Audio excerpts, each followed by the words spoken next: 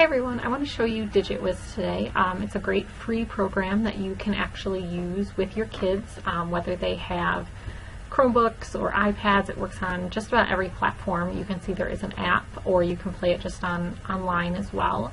So basically, Digit-Wiz is typically intended for younger students, but it can definitely be used at the high school level. At Charlotte, we did use it at the high school level for our students who were pre-algebra, who were struggling in Algebra 1, and this might be something you use as part of an intervention class. So in order to sign up, you can just go to this Teachers, and then sign up. It's free.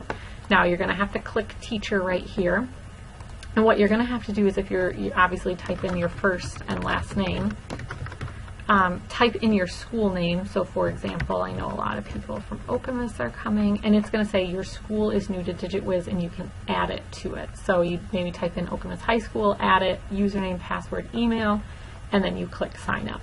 And that's going to allow you to be signed in. So I'm not going to do that right now. So I'm going to show you what it looks like when you're logged in.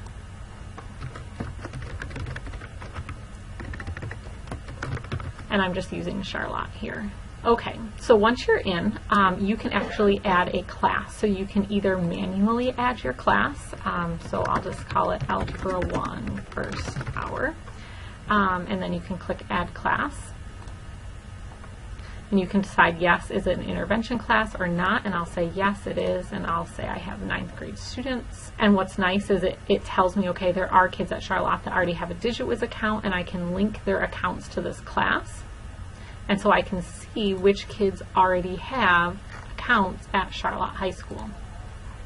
So that might not work for you if your school has not done this before, but you can see that.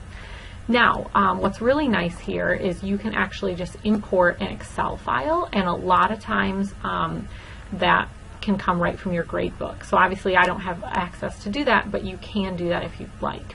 Or you can add students manually. So I can test student, but then you'd have to come up with a username and password for them. It's going to tell you a little bit about what students are going to see the first time that they log in. Take a short placement video on multiplication. They can customize their character. They can do mastery tests, things like that, and they earn awards and badges and things like that. So now I can see that this student is in my class. I can see that they haven't taken the placement status test.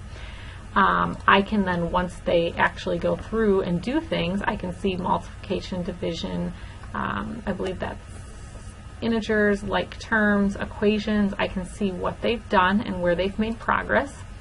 I can see a class as a whole for each of them, and then I can see what kids have done each day. So if you're thinking how can I use this to record credit, you can see how long the student was actually on this game during your class time.